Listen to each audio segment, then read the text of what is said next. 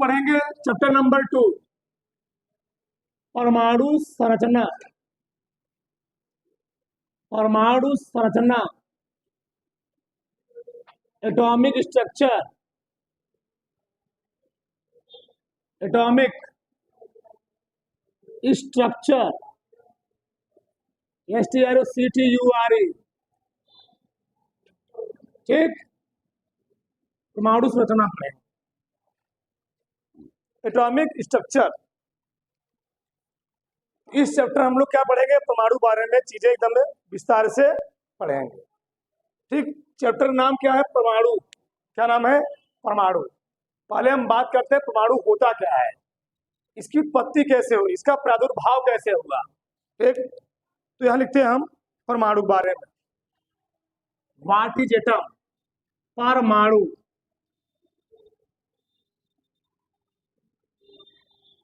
ठीक।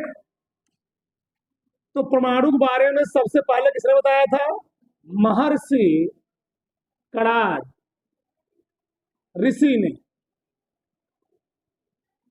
महर्षि कणाद ऋषि ने, तो महर्षि कणाद ऋषि ने क्या कहा कि ब्रह्मांड का सबसे, क्या, ब्रह्मांड का सबसे अति सूक्ष्म, ब्रह्मांड का पदार्थ, ब्रह्मांड का सबसे सूक्ष्म कण क्या कहलाता है, परमाणु कहलाता है। यानी ब्रह्मांड का समस्त पदार्थ यानी द्रव्य अति सूक्ष्म कणों से क्या है, मिलकर बना है, जिसको हम लोग कहते क्या है, परमाणु कहते हैं। ये किसने कहा था, महर्षि कणाद ने। क्या कहे, ब्रह्मांड का समस्त, ब्रह्मांड का समस्त पदार्थ, पदार्थ को हम लोग कहते हैं द्रव्य, द्रव्य अति सूक्ष्म कणों से मिलकर बना है, मिलकर बना है, जिसे हम लोग कहते क्या है, जिसे परमाणु, बोलो मत, आवाज किसी निकलना चाहिए, जिसे परमाणु कहते हैं। हमारी क्लास में एक विवरण नहीं करते किसी का, जिसे परमाणु कहते हैं। किसने कहा, महर्षि कणाद ने। ब्रह्मांड का समस्त पदार्थ, पदार्थ को हम लोग कहते हैं द्रव्य, द्रव्य को कहते हैं मैटर, अति सूक्ष्म कणों से मिलकर बना, जिसको हम लोग कहते क्या है, परमाणु। यानी किसी पदार्थ का सबसे सूक्ष्मतम या सबसे सरलतम कण क्या होता है, परमाणु होता है, ठीक। यानी किसी पदार्थ का, हम कह सकते हैं किसी पदार्थ का सबसे सूक्ष्मतम, सूक्ष्मतम यानी सरलतम, सरलतम कण क्या कहलाता है, परमाणु कहलाता है, परमाणु कहलाता है। एक किसने कहा, महर्षि कणाद ऋषि ने, कि हमारे इस ब्रह्मांड का सभी कण, हम मार्कर सभी लिख रहे हैं, तो मार्कर विभिन्न प्रकार के परमाणुओं से बना हुआ है। ये बोर्ड है, ये बोर्ड भी विभिन्न प्रकार के परमाणु से बना हुआ है। जब ये लकड़ी करती है, जब लकड़ी करती है उससे क्या निकलता है, बुरादा निकलता है, वो भी क्या, परमाणु है। लोहा काटते उससे क्या निकलते हैं, छोटे छोटे कण निकलते, वो भी क्या है, परमाणु है। यानी धरती का सब कण, चाहे वह जल हो, चाहे वह थल हो, चाहे कुछ भी हो, सब किससे बना हुआ है, परमाणु से बना हुआ है, ठीक। ये किसने कहा, महर्षि कणाद ने कहा, ठीक। फिर क्या हुआ, उन परमाणु बारे में आए जाल डाल्टन साहब, 1808 की बात है। डाल्टन साहब ने कहा कि हमारे परमाणु क्या क्या, परमाणु, इधर देखो बात, देखो इधर, जो परमाणु होता है, किसे बताया, जाल डाल्टन साहब ने, जॉन डाल्टन आए, ये इन्होंने परमाणु बारे में जो मत दिए, सिद्धांत दिया, ये कब दिए थे, 1808 में दिए थे, ठीक। क्या लिख सकते हैं, 1808 ईस्वी में, 1808 ईस्वी में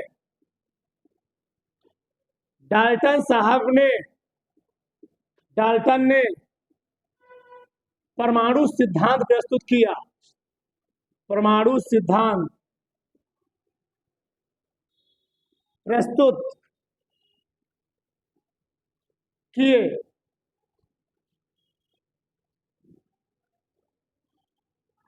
इनके अनुसार, इनके ऐसे लिखना किए, क्या क्या डाल्टन साहब थोड़ा संशोधन किए।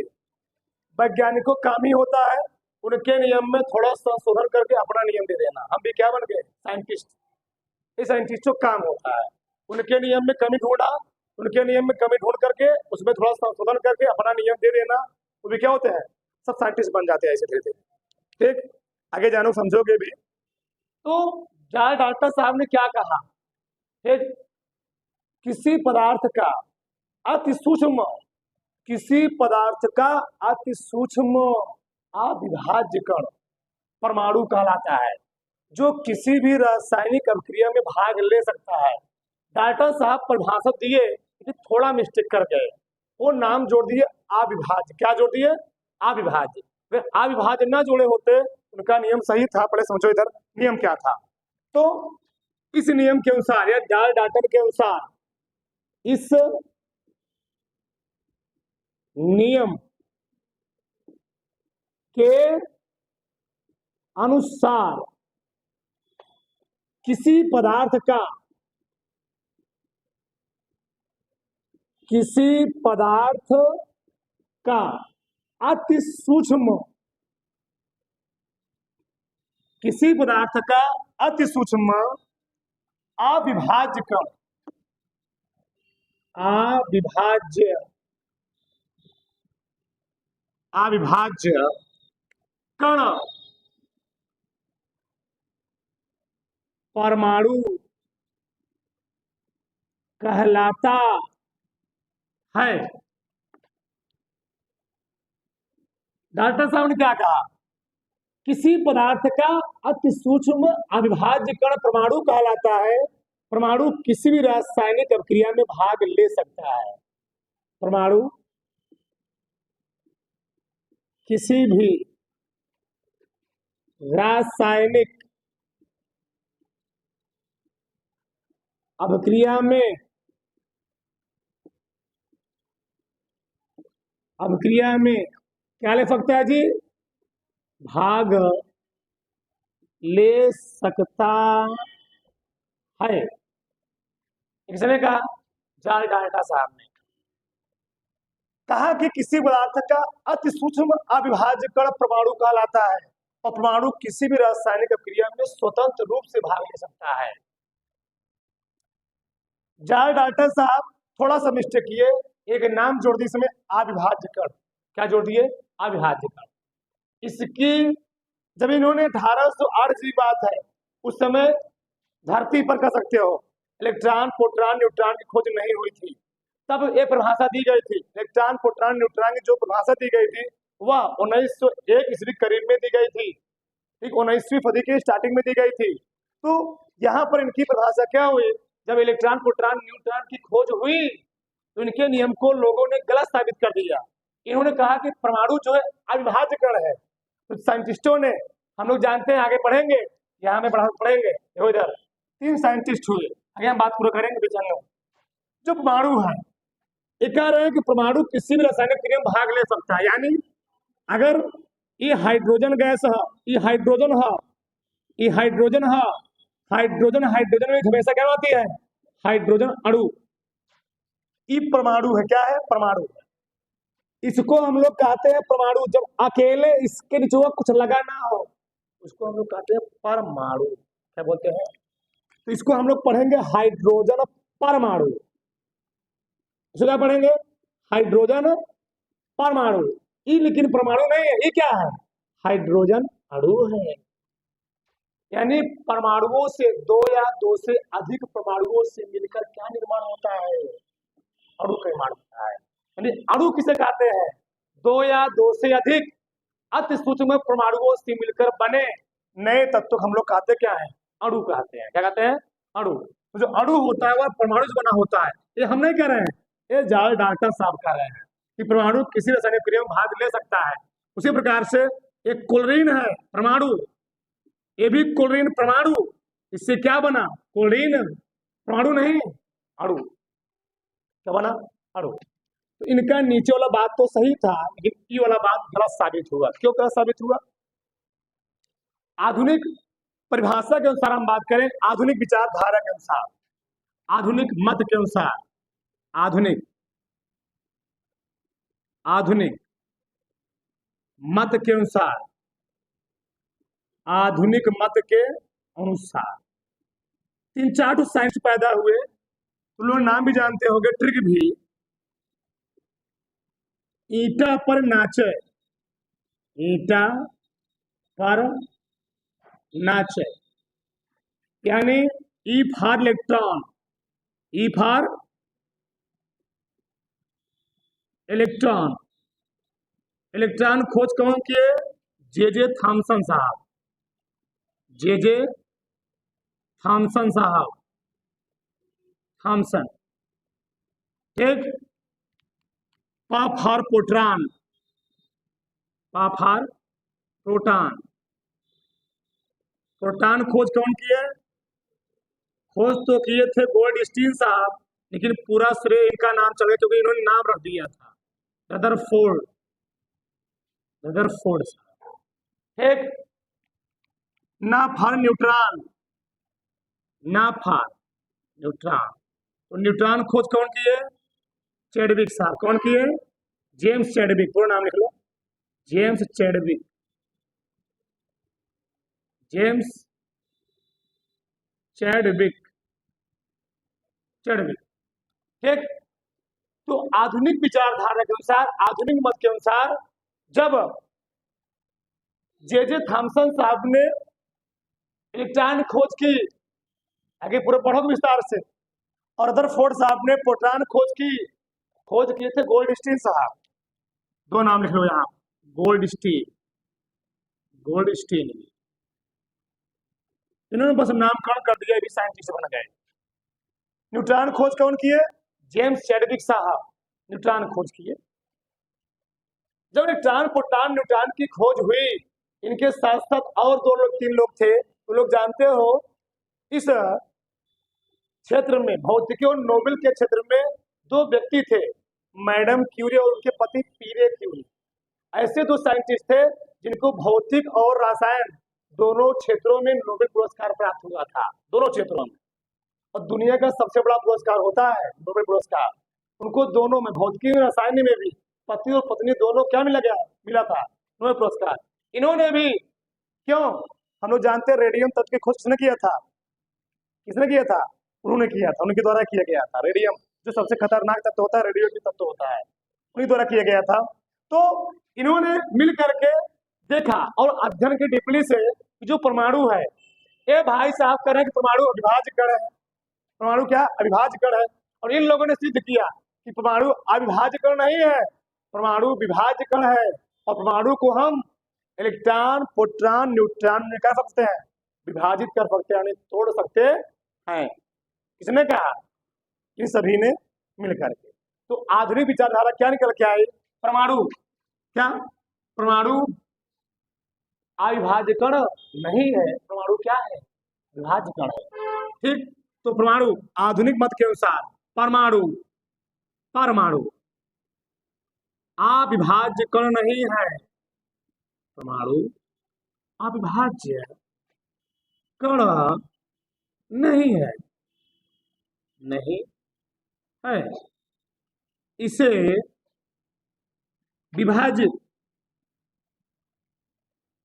इससे विभाजित किया जा सकता है, इसे विभाजित किया जा सकता है। तो परिभाषा लिखना है कि आधुनिक मत के अनुसार परिभाषा क्या निकल के आए, हम लिख देते हैं यहीं पर। तो आधुनिक मत के अनुसार परिभाषा निकली, इस नियम के अनुसार, इस नियम के अनुसार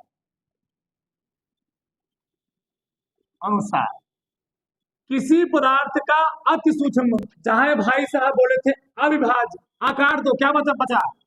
विभाज्य। किसी पदार्थ का, किसी पदार्थ का अति सूक्ष्म, किसी पदार्थ का अति सूक्ष्म विभाज्य कण, विभाज्य कण जो रासायनिक अभिक्रियाओं में भाग ले सकता है, जो रासायनिक अभिक्रियाओं में, जो रासायनिक अभिक्रियाओं में भाग ले सकता है, भाग ले सकता है, क्या कहलाता है? हाँ, परमाणु। परमाणु कहलाता है। अर्थात परमाणु को, अर्थात परमाणु को electron, P for proton, P for proton, N for neutron में क्या किया सकता है? न्यूट्रॉन में विभाजित किया जा सकता है, में विभाजित किया जा सकता है, किया जा सकता है। बताओ, इतना जितनी बातें चिल्ला के समझाई गई सभी समझ में आई? यहाँ तक किसी कोई प्रॉब्लम? इतना पहले उतार डालो, फिर आगे हम बात करते हैं तो फटाक से। देखो सर, आगे हम बात करते हैं परमाणु बारे में थोड़ा विस्तार से। देखो सर, हम कौनों परमाणु लेते हैं? मान लीजिए मैंने ले लिया सोडियम परमाणु। सबका ध्यान इधर, सोडियम परमाणु, यह है सोडियम। सोडियम का परमाणु क्रमांक होता है 11, चाहे इधर लिखो चाहे उधर लिखो, कोई दिक्कत नहीं। 11 परमाणु भाग 23। ठीक, सोडियम का इलेक्ट्रॉनिक कॉन्फ़िगरेशन करोगे तो आता है 2 8 1 आता है। यानी अगर हम बात करें सोडियम की, ये होता है नाभिक, 1 कक्षक, 2 कक्षक, 3 कक्षक। ठीक, इस बेचारे का नाम होता है के, इसका नाम होता है यल, इसका नाम यम, ऐसे बढ़ाते लिख सकते हैं। इसको हम 1 2 3 भी कहते हैं, 1 2 3। पहले वाले कक्षक में इसमें 2 इलेक्ट्रॉन है, दूसरे कक्षक में कई इलेक्ट्रॉन है जी? 8 इलेक्ट्रॉन है।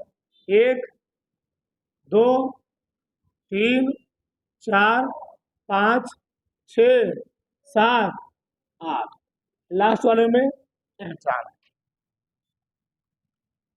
किसी परमाणु के नाभिक में द्विमिला होते हैं, प्रोटॉन प्लस न्यूट्रॉन, और यही प्रोटॉन न्यूट्रॉन को नाभिक में जो 2 कण हैं, इन्हीं का नाम होता है, हम लोग कहते हैं न्यूक्लियन। इन दोनों का नाम क्या होता है?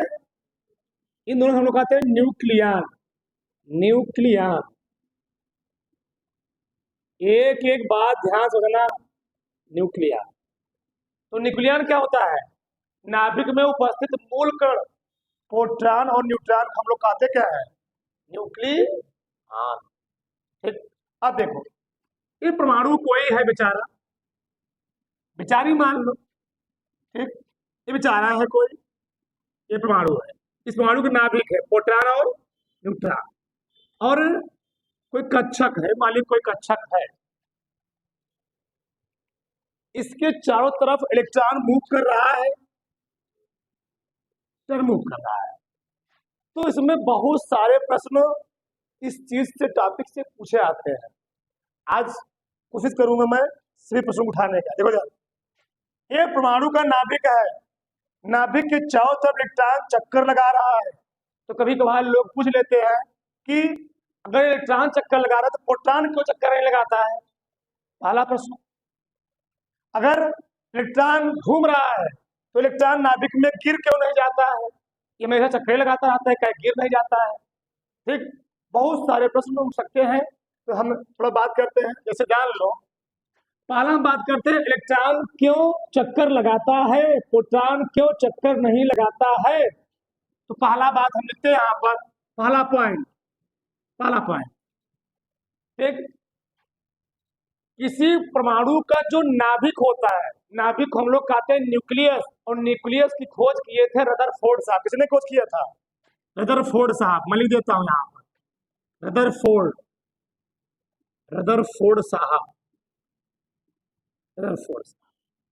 ये गए, जिस प्रकार से खरबूजा तरबूजा में कोई चीज होता है, बीज उससे क्या होते हैं? बीज होते हैं। उसी प्रकार से किसी परमाणु में जो नाभिक होता है वो खरबूजे के बीज समान क्या होता है? धसा होता है। तो उसको गए बकोट रहे थे, देख रहे थे ये क्या है, उसी के नाम के भाई भाई साहब का रख दिए, ये क्या है? परमाणु का नाभिक है। तो हम बात करते हैं इस न्यूक्लियस में। तो किसी परमाणु का जो नाभिक होता है, जो न्यूक्लियस होता है, उसका जो रेडियस होता है ना, बहुत ही कम होता है। क्या होता है? इस परमाणु के नाभिक की त्रिज्या बहुत कम होने का, उसकी त्रिज्या होती है 10⁻⁻15 मीटर।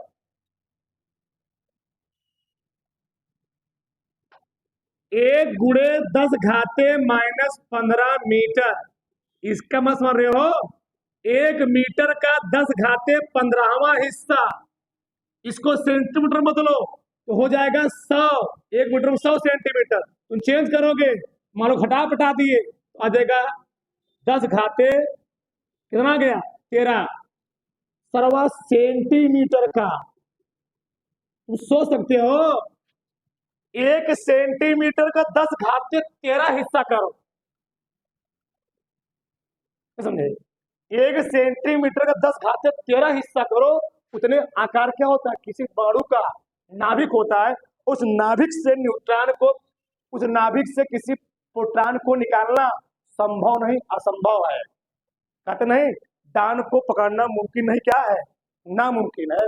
उसी प्रकार से किसी परमाणु के नाभिक से प्रोटॉन को निकालना मुमकिन नहीं, नामुमकिन है। क्यों? बहुत कम त्रिज्या है इसकी। 1 सेंटीमीटर का 10⁻13वां हिस्सा से किसी परमाणु से क्या निकाल रहे हैं? हम प्रोटॉन निकाल रहे हैं, जो हमारे बस की बात नहीं है।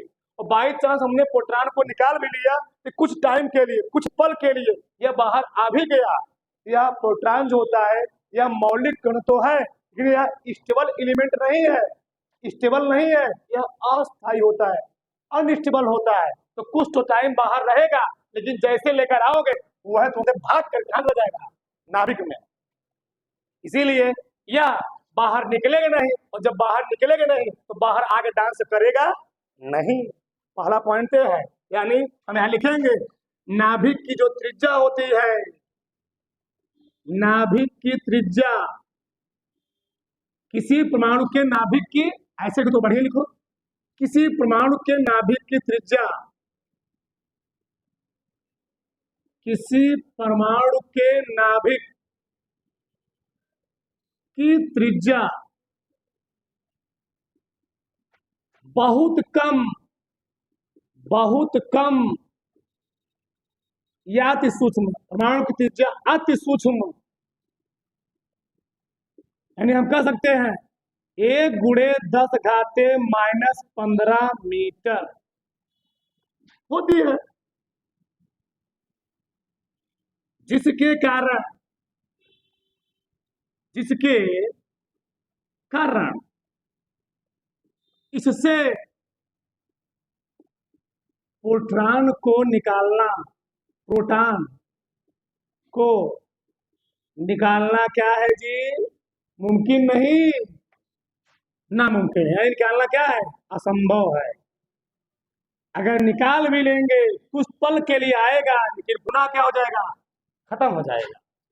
पहला रीजन ये है। ठीक। दूसरा रीजन। क्यों इलेक्ट्रॉनिक चक्कर लगा रहा है, क्यों प्रोटॉनिक चक्कर लगा रहा है? दूसरा रीजन, दूसरा रीजन है जो प्रोटॉन है और जो न्यूट्रॉन है, ये दोनों मिले घनिष्ठ दोस्त हैं। और दोस्त अगर पक्का दोस्त होता है, कभी एक मिला अगर कहीं जाता है, दूसरा मिला उसके साथ हमेशा रहता है। ये दोस्तों खासियत बात है, इन दोनों पक्का दोस्ती है। हम मरेंगे तुम भी मरोगे, साथ साथ ट्रेन से कटेंगे, इनमें नियम होता है, साथ साथ नियम होता है। एक इनका क्वालिटी होता है, किसका होता है? इसका प्रोटॉन और न्यूट्रॉन का। तो होता क्या है, जब प्रोटॉन बाई चांस यहाँ निकल के जाना चाहता है, तो क्योंकि नाभिक में है, तो नाभिक इनके ऊपर लगाते हैं फोर्स, उसी को हम लोग कहते हैं न्यूक्लियस फोर्स, नाभिकीय बल। तो प्रोटॉन पर एक बल भी काम करता है, उसको हम लोग कहते हैं क्या है? नाभिकीय बल। और उस बल के कारण वो बाहर निकल नहीं पाता है। जब बाहर निकल नहीं पाएगा तो गति भी नहीं कर पाएगा। तो प्रोटॉन पर कौन बल कार्य करता है? प्रोटॉन पर नाभिकीय बल कार्य करता है। नाभिकीय बल कार्य करता है। यह बल उसे नाभिक से बांधे रहता है। यह बल उसे नाभिक से क्या करता है? बांधे रहता है। ठीक, दूसरा पॉइंट। तीसरा पॉइंट सबसे खतरनाक पॉइंट, और आईआईटी पूछा गया प्रश्न है, यही हमेशा बताया भी जाता है। किसी परमाणु का जो प्रोटॉन होता है, उसका जो मास होता है, वह न्यूट्रॉन के यानी इलेक्ट्रॉन के मास से क्या होता है? बहुत ही ज्यादा होता है। 1 गुना, 2 गुना, 10 गुना, 100 गुना नहीं, 1837 गुना ज्यादा होता है। कितना होता है? 1837। मैं निकालता हूं, मैं प्रूव करूंगा इसको। यानी प्रोटॉन का जो द्रव्यमान होता है, प्रोटॉन का जो क्या होता है? द्रव्यमान होता है, वह इलेक्ट्रॉन के द्रव्यमान से, इलेक्ट्रॉन के द्रव्यमान से, इलेक्ट्रॉन के द्रव्यमान से क्या होता है जी? 1837 गुना क्या होता है? अधिक होता है। ये बताओ, कोनो बड़ा फील्ड है, उस फील्ड में हमने 2 मिनट दौड़ा दिया। एक है हाथी, एक है खरगोश, 2 मिनट दौड़ा दिया। कौन जल्दी दौड़ लेगा? खरगोश की हाथी? खरगोश। उसका वेट क्या है? उसका द्रव्यमान क्या है? कम है। और हाथी द्रव्यमान क्या है? ज्यादा। यानी मास जिसका ज्यादा होगा चलेगा, लेकिन स्लो, और मास जिसका कम होगा, पतले लोग बहुत जल्दी दौड़ जाएंगे, और मोटे दौड़ाते तो ये 5 मीटर जाएगा, तब मर गए भाई। आगे देखो, तो रीजन क्या? देखो मैं प्रूव करता हूं इसको। जो मास ऑफ इलेक्ट्रॉन होता है ना, जगह उधर नहीं बचेगा। जो मास ऑफ इलेक्ट्रॉन होता है, वह होता है 9.1। किसका मतलब द्रव्यमान लिख रहा हूं? लिखता हूं, इलेक्ट्रॉन का द्रव्यमान लिख देता हूं विस्तार से। इलेक्ट्रॉन का द्रव्यमान जो होता है मास ऑफ इलेक्ट्रॉन 9.109 गुणे 10⁻⁻31 किलोग्राम। प्रोटॉन का जो द्रव्यमान होता है, प्रोटॉन का द्रव्यमान जो होता है, mass of proton, mass of P for proton जो होता है 1.672 गुणे 10⁻⁻27 किलोग्राम है ना। ठीक, जब दोनों में भाग देते हैं तो क्या होता है? ठीक, अब भाग देंगे यहाँ पर तो क्या है जी? MP बटे ME। MP भाग दोगे तो 1.672 गुणे 10⁻⁻27 बटे 9.109 गुणे 10⁻⁻31 31। ठीक, चले आगे, देखो इधर, इसको हम हल करते, क्या करते हैं, हल करते हैं। ठीक, जब इसको तुम हल करोगे ना तो आएगा 0.1837 गुणे 31 है ना, 31 ऊपर जाएगा, 31 से 27 घटाओ, 10 घाते आएगा 4, 10,000 में इसको गुणा करोगे आ जाएगा 1837। ये क्या निकला, MP अपान ME, यानी MP बराबर लिखोगे तो 1837 गुणे ME। यहां से निष्कर्ष क्या निकल रहा है कि मास ऑफ जो प्रोटॉन है वह मास ऑफ इलेक्ट्रॉन से कई गुना ज्यादा है, 1837 गुना। यानी अगर इलेक्ट्रॉन का द्रव्यमान 1 ग्राम है तो प्रोटॉन का द्रव्यमान कई ग्राम होगा, 1837। तुम सोच सकते हो 1837 गुना भारी, इतना बड़ा मिला तो भैंसा सूर्य को दौड़ाएगी तो दौड़ पाएगा बाहर, दौड़ पाएगा, दौड़ ही नहीं पाएगा। इसीलिए किसी परमाणु के नाभिक के चारों तरफ कौन चक्कर लगाता है, इलेक्ट्रॉन, प्रोटॉन नहीं। ये रीजन है सामने, उधर डालो।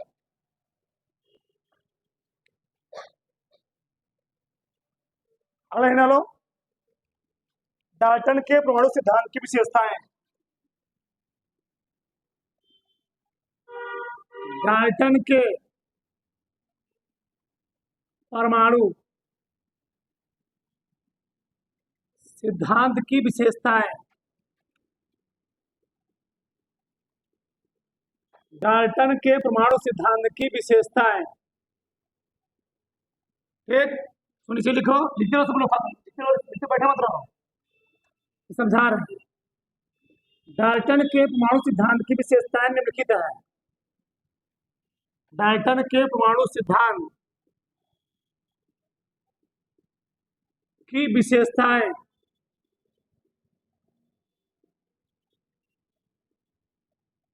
निम्नलिखित हैं। निम्नलिखित हैं।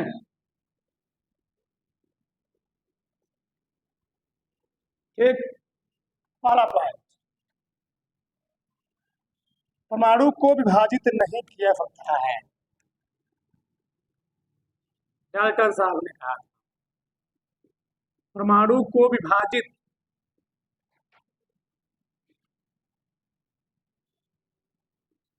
नहीं, परमाणु को विभाजित नहीं किया जा सकता है।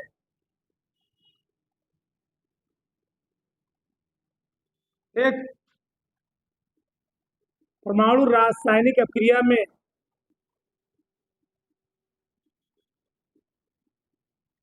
परमाणु रासायनिक अभिक्रिया में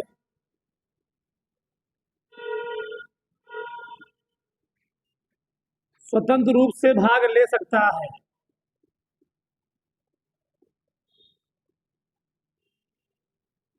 भाग ले सकता है।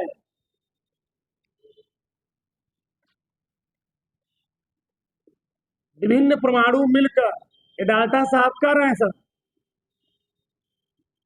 विभिन्न परमाणु मिलकर,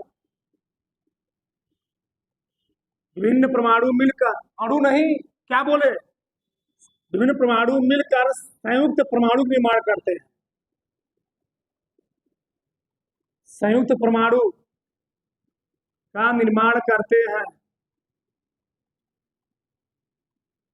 निर्माण करते हैं। ठीक, निर्माण करते हैं। भिन्न भिन्न तत्व परमाणु भिन्न भिन्न होते हैं। चौथा पॉइंट,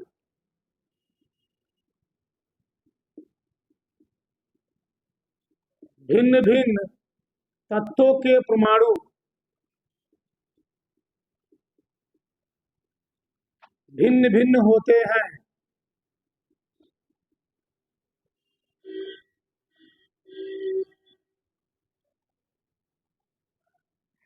भिन्न भिन्न तत्वों के परमाणु भिन्न भिन्न होते हैं। ठीक, पांचवा पॉइंट, परमाणु को किसी रासायनिक क्रिया के दौरान, परमाणु को किसी रासायनिक अभिक्रिया के दौरान, अभिक्रिया के दौरान ना तो उत्पन्न और ना ही नष्ट किया जा सकता है, नष्ट किया जा सकता है। ये डाल्टन साहब का है। डाल्टन साहब पहला पॉइंट क्या बोले? परमाणु को विभाजित नहीं किया सकता, सही है ना? डाल्टन साहब ने क्या कहा था? परमाणु किसी पदार्थ क्या है? अति सूक्ष्म अविभाज्य कण है, अर्थात से विभाजित नहीं किया सकता। डाल्टन साहब बोल रहे हैं जो गलत था, सही नहीं था। परमाणु रासायनिक क्रिया में स्वतंत्र रूप से भाग ले सकता है, ये सही था। क्या था इनका नियम? सही था। विभिन्न परमाणु मिलकर के संयुक्त परमाणु का निर्माण करते हैं, ये भी गलत था। देखो इधर बताओ, परमाणु मिलकर के क्या संयुक्त परमाणु बनाते हैं? क्या बनाते हैं? अणु। बताया था जी, ये है परमाणु, ये मिल क्या बनाएगा? संयुक्त परमाणु नहीं, उसको हम लोग क्या बोलेंगे? ई परमाणु है, ई परमाणु है। ये दोनों मिल क्या बनाएंगे? अणु। ये भी कुछ हद तक गलत था। एक आगे, भिन्न भिन्न तत्वों के परमाणु क्या होते हैं? भिन्न भिन्न होते हैं। क्या होते हैं? भिन्न भिन्न तत्वों जो, सही बात है, गलत नहीं है। भिन्न भिन्न तत्वों जो परमाणु होते हैं तो क्या होते हैं? भिन्न भिन्न होते हैं। अलग अलग तत्वों के परमाणु रहेंगे, उनकी स्ट्रक्चर बनावट क्या होगी जी? सब अलग अलग होगी। भैया ऐसे समझो कि हाइड्रोजन है,